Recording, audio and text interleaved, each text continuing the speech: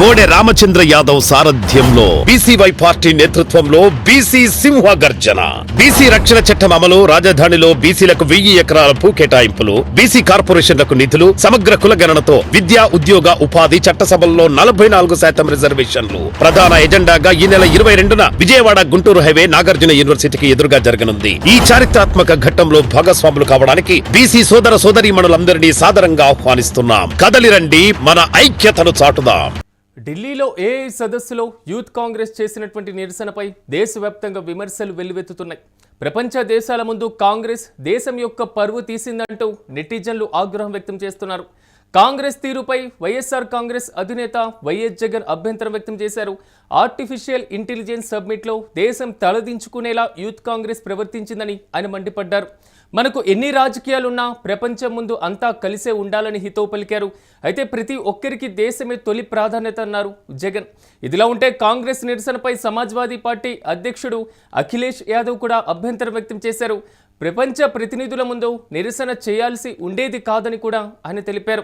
దేశానికి అవమానం కలిగించే విధంగా కాంగ్రెస్ ప్రవర్తన ఉందని, మనకు ఎన్ని అంతర్గత గొడవలు ఉన్నా ప్రపంచ వేదికపై వాటిని బయట పెట్టుకుంటామా అని అఖిలేష్ ప్రశ్నించారు. మొత్తం మీద యూత్ కాంగ్రెస్ ప్రవర్తనపైన మాత్రం దేశవ్యాప్తంగా నెటిజన్లు కూడా ఆగ్రహం వ్యక్తం చేస్తున్న పరిస్థితి కనబడుతుంది. ప్రపంచవ్యాప్తంగా ఉన్నటువంటి ప్రతిష్టాత్మక సదస్సులో ఇలాంటి ప్రవర్తనపైన మండిపడుతున్నారు. वो अलग बात है, वो हम अपने इंटरनल उसमें लड़ लेंगे। अब तो पूरा देश जान गया कि बीजेपी झूठ बोलती है, तो उस तरह का प्रदर्शन नहीं करना चाहिए था जिससे फॉरेन डेलीगेट और फॉरेन कंट्री के सामने हमारे आपके देश का अपमान हो।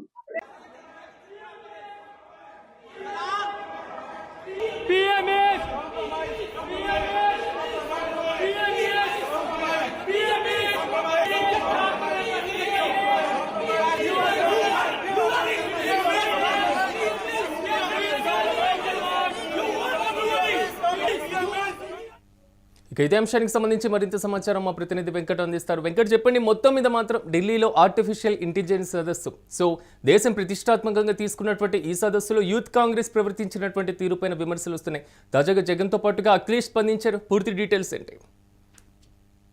సిరాజ్, అంటే సాధారణంగా ఇప్పుడు మన దేశంలో సమస్యలు ఉన్నప్పుడు, అంటే ఒక కుటుంబంలో గొడవలు ఉన్నప్పుడు దాన్ని కుటుంబంలో పరిష్కరించుకోవాలి, రోడ్డు మీదకి వెళ్ళకూడదు అనేది మన పెద్దలు పదే పదే చెప్తూ ఉంటారు.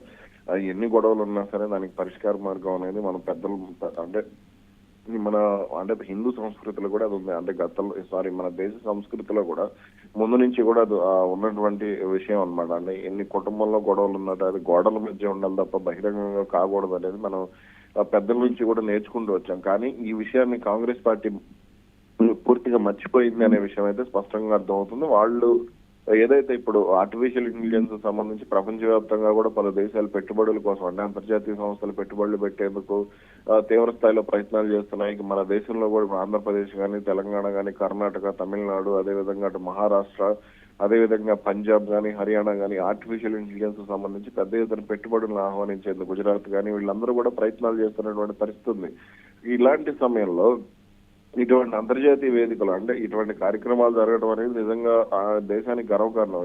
ఇప్పుడు మన దేశంలో పెట్టుబడులకు అవకాశాలు ఉంటే తప్ప ఇటువంటివి జరుగుతాయి. అందుకని ఆఫ్రికాలోనో, పాకిస్తాన్లోనో, ఇట్లా ఆఫ్ఘనిస్తాన్లోనో ఇటువంటి పరిస్థితులు లేవు కాబట్టి బంగ్లాదేశ్ లో కానీ వాళ్ళు వెళ్ళి పెట్టుబడులు పెట్టేటువంటి అవకాశం అనేది ఉండదు. అలా కాబట్టి దీనికి సంబంధించి ఇప్పుడు మనం కూడా కొంత విజ్ఞతగా వ్యవహరించాల్సినటువంటి అవసరం ఉంది. వచ్చిన అవకాశాలను వాడుకోవాల్సినటువంటి అవసరం ఉంది. దేశానికి పెట్టుబడులు వస్తే దేశానికి లాభం చేకూర్చేటువంటి అవకాశం ఉంటుంది. అలా కాకుండా వెళ్ళి అక్కడ యూత్ కాంగ్రెస్ నేతలు చేసినటువంటి హడావుడి అయితే ఖచ్చితంగా అది దేశానికి అవమానకరంగానే చెప్పుకోవచ్చు, కాంగ్రెస్ పార్టీకి అవమానకరంగానే చెప్పుకోవచ్చు. ఇటీవల పార్లమెంట్ లో రాహుల్ గాంధీ మాట్లాడినటువంటి మాటలకు దేశవ్యాప్తంగా కొంత, అంటే కాంగ్రెస్ పార్టీకి జోష్ వచ్చేలాగానే ఉన్నాయి. అదేవిధంగా ఆయన ఏదైతే ఎప్స్టీన్ ఫైల్స్ విషయంలో కానీ, లేదంటే అటు నరవాణి బుక్ విషయంలో కానీ ఆయన చేసినటువంటి కామెంట్స్ మంచి మైలేజ్ వచ్చింది. కానీ ఇక్కడ ఏదైతే కాంగ్రెస్ పార్టీ కార్యకర్తలు నలుగురు, కృష్ణ, అలాగే కొండే యాదవ్, అజయ్, నరసింగ్, వీళ్ళు నలుగురు చేసినటువంటి నిరసన కారణంగా కాంగ్రెస్ పార్టీ పరువు సంగతి పక్కన పెడితే దేశం పరువు పోయింది అనేది అయితే స్పష్టంగా చెప్పొచ్చు. అంటే ఇటువంటి కార్యక్రమాలు చేసేటప్పుడు వాళ్ళను, అంటే వీళ్ళు స్వతంత్రంగా వచ్చారా, కాంగ్రెస్ పార్టీ వెంకట్ మీరు అన్నట్లుగా, ఎందుకంటే కొంతవరకు దీని మీద కూడా అనుమానాలు వ్యక్తమవుతున్నాయి. అది పూర్తి స్థాయిలో అధిష్టానం యొక్క ఆదేశమా లేకపోతే అత్యుత్సాహమా అనేటువంటి ప్రశ్నలు కూడా తలెత్తుతున్నాయి. దానికి సంబంధించి అయితే దీనికి సంబంధించి అత్యుత్సాహంగా అంటే ఇప్పుడు వాళ్ళ నలుగురిని కూడా కాంగ్రెస్ పార్టీ సస్పెండ్ చేయాలి, వాళ్ళకి మాకు సంబంధం లేదనో లేదంటే వాళ్ళు తీసుకున్న నిర్ణయానికి మేము మద్దతు ఇవ్వలేదనో కాంగ్రెస్ పార్టీ చెప్పే ప్రయత్నం చేయాలి. కానీ ఇలా వాళ్ళ నలుగురు వెళ్లి అక్కడ హడావిడి చేయడం అనే దానికి సంబంధించి అసలు అది ఎంతవరకు వాస్తవం అంటే కాంగ్రెస్ పార్టీ వాళ్ళకి నిజంగా సపోర్ట్ చేసిందా, కాంగ్రెస్ పార్టీ ఒకవేళ నిజంగా సపోర్ట్ చేస్తే మాత్రం కాంగ్రెస్ పార్టీ చరిత్రలో చేసినటువంటి ఘోర తప్పిదాల్లో ఇది కూడా ఒకటి అవుతుంది అనేది అయితే స్పష్టంగా చెప్పచ్చు. దీనికి సంబంధించి ఇప్పటికే దేశవ్యాప్తంగా ఉన్నటువంటి ప్రతిపక్షాలు కూడా అంటే ఇండియా కూటమిలో ఉన్నటువంటి ప్రతిపక్షాలు కూడా అభ్యంతరం వ్యక్తం చేస్తారు. ఇండియా కూటమి వెలుపల ఉన్నటువంటి వైసీపీ కానీ లేదంటే ఇతర పార్టీలు కూడా కొంత అభ్యంతరం వ్యక్తం చేస్తున్నటువంటి పరిస్థితి. ఇప్పుడు తాజాగా వైసీపీ అధినేత జగన్ కూడా దీనికి సంబంధించి తప్పుపట్టారు. ఏ సమ్మిట్ లో యూత్ కాంగ్రెస్ దేశాన్ని తలదించుకునేలా చేసింది, రాజకీయాలున్న ప్రపంచం ముందు కలిసి ఉండాలి, దేశమే మనకు ఫస్ట్ ప్రయారిటీ అనే విధంగా జగన్ చెప్పడం జరిగింది. అదేవిధంగా అఖిలేష్ యాదవ్ కూడా సమాజ్వాదీ పార్టీ అధ్యక్షుడు అఖిలేష్ యాదవ్ కూడా దీనికి సంబంధించి అదే క్లారిటీగా చెప్పడం జరిగింది. గ్లోబల్ ప్లాట్ఫామ్ లో నిరసన చేయడం తప్పు, దేశానికి అవమానం, అంతర్గత గొడవలు ప్రపంచం ముందు బయట పెట్టకూడదని కూడా ఆయన మాట్లాడారు. కరెక్ట్. దీనికి సంబంధించి ఇప్పుడు బీజేపీ విషయంలో నిరసన ఉంది, లేదా నరేంద్ర మోడీ మీద కోపం ఉంది, లేదంటే అమిత్ షా మీద కోపం ఉంది, లేదంటే బీజేపీ పార్టీ మొత్తం మీద మీకు ఆగ్రహం ఉంది, ఎన్డీఏ మీద కోపం ఉంది, దాన్ని దేశానికి సంబంధించి మాట్లాడాల్సి ఉంటుంది. గతంలో కూడా రాహుల్ గాంధీ బెర్లిన్ లో కానీ లండన్ లో కానీ ఇలా ఎక్కడికైనా అంతర్జాతీయ వేదికలకు వెళ్ళినప్పుడు దేశంలో జరుగుతున్నటువంటి వ్యవహారాలకు సంబంధించి పదే బయట మాట్లాడే ప్రయత్నం చేశారు. కాబట్టి ఇవన్నీ కూడా చేయడం అనేది అనవసరంగా కాంగ్రెస్ పార్టీ భ్రష్టు పట్టిపోతుంది. అదేవిధంగా ఇటు దేశం పరువు కూడా పోయే అవకాశం ఉంటుంది. ప్రభుత్వ విధానాలను వ్యతిరేకించాలి అంటే వేరే ప్లాట్ఫామ్స్ ఉంటాయి, దానికి సంబంధించి ధర్నా చౌకులు ఉంటాయి, లేకపోతే ఇలాంటివి. కానీ ఈ సదస్సును వ్యతిరేకించేటువంటి రీతిలో అర్ధనగ్న ప్రదర్శన చేయడం కూడా కొంతవరకు కీలకంగా మారుతుంది. సో అలాంటి వేదిక కూడా అది కానటువంటి పరిస్థితులు ఉన్నాయి. దీని మీద కాంగ్రెస్ పార్టీ మరి వివరించేటువంటి అవకాశాలు ఏమైనా ఉన్నాయి ఇన్ని విమర్శలు వస్తున్నటువంటి నేపథ్యంలో? అయితే దీనికి సంబంధించి కాంగ్రెస్ పార్టీ అంటే యూత్ కాంగ్రెస్ అఫీషియల్ సోషల్ మీడియాలో జగన్ కు కౌంటర్ ఇవ్వడం ఇవన్నీ కూడా మనం చూసాం. కానీ కొంత అంటే ఇటువంటి చర్యలు ఇవన్నీ కూడా పిచ్చి చేష్టల కిందే చూసుకున్నాం. అంటే విజ్ఞత లేని లేదంటే పరిణితి లేనటువంటి చర్యల కిందగానే మనం పరిగణించవచ్చు. భవిష్యత్తులో ఇప్పుడు గతంలో 2019, 2024లో కొంత ఏపీలో పెట్టుబడులు పెట్టడానికి భయపడేవారు అనేవారు. అలాగే తెలంగాణలో కూడా కొంత వాతావరణం క్రియేట్ అయ్యిందనే ప్రచారం కూడా జరిగేది. కాబట్టి ఇక్కడ ఇప్పుడు మన దేశానికి సంబంధించి పెట్టుబడులు పెట్టేవారికి ధైర్యం కల్పించాలంటే రేపొద్దున మేము అధికారంలోకి వచ్చినా సరే మీకు ఎటువంటి ఇబ్బందులు ఉండవు అనేది అక్కడ అంటే దేశంలో వాతావరణం శాంతి భద్రతలు అనేవి శుభ్రంగా ఇబ్బంది లేకుండా ఉన్నాయి, శాంతి భద్రతలు బలంగా ఉన్నాయి. కాబట్టి మనం దేశంలోకి వెళ్ళి ఏ రాష్ట్రంలోనైనా సరే పెట్టుబడులు పెట్టొచ్చు అనే వాతావరణాన్ని అక్కడ క్రియేట్ చేసుకోగలగాలి.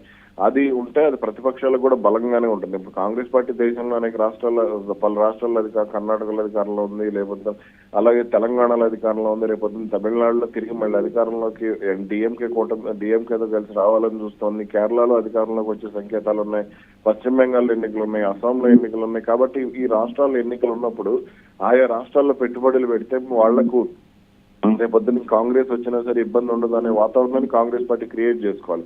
కానీ ఇటువంటి చర్యలు ఇటువంటి చేష్టలు అనవసరంగా అక్కడ కాంగ్రెస్ పార్టీతో కూటమిలో ఉన్నటువంటి పార్టీలు కూడా నష్టపోయే అవకాశం ఉంటుంది. Right Venkat, thank you.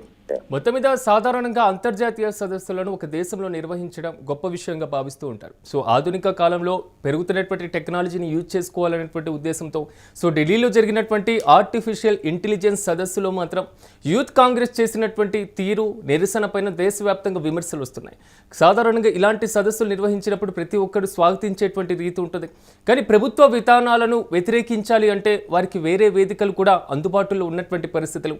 కానీ అర్ధనగ్నంగా ప్రపంచ స్థాయి ఒక అంతర్జాతీయ సదస్సులో కాంగ్రెస్ పార్టీ వ్యవహరించినటువంటి తీరుపైన విమర్శలు చాలా ఎక్కువగా వస్తున్నటువంటి పరిస్థితులు కనబడుతున్నాయి. కేవలం ప్రతిపక్ష పార్టీలకి సంబంధించినటువంటి వ్యక్తులు మాత్రమే కాదు, స్వపక్షంలోనూ దీనికి సంబంధించినటువంటి విమర్శలు వస్తున్నాయి. తాజాగా ఇండియా కూటమికి దగ్గరగా ఉండేటువంటి అఖిలేష్ స్పందన మాత్రం కొంతవరకు ప్రకంపనలు రేపుతుంది. మరి ముఖ్యంగా ఆంధ్రప్రదేశ్ మాజీ ముఖ్యమంత్రి జగన్ కూడా తాజాగా ట్వీట్ చేశారు.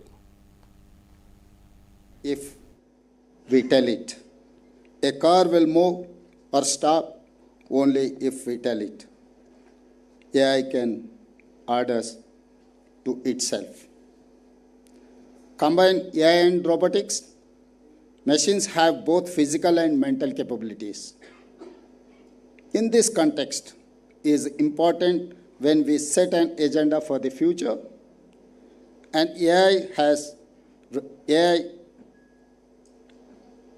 race has already begun.